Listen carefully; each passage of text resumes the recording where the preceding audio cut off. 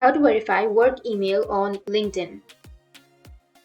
So if you want to verify work email in LinkedIn, then what you need to do is first you just need to simply open up your browser and go with linkedin.com and make sure to log in to your account. Once you've logged into your account, it will take you to your feed. Now you need to go with the top right, which has that profile section. Click on your profile. Once you click on your profile, again, go with view profile section. And now you can just go with more section, which will be right here, or just simply go with the pencil shaped icon or the edit icon, and you will have your name, your current position and everything. You can change your location, city. So what you need to do is go with your contact info.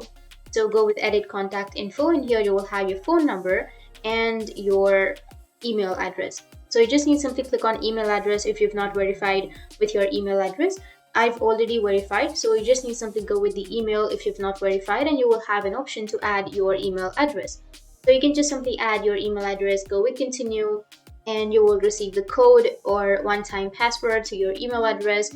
You just need to simply enter it here. And once you enter the code, then your email will be verified. That's how you can verify with your work email on your LinkedIn. And if you have any questions, feel free to comment below. Thanks for watching.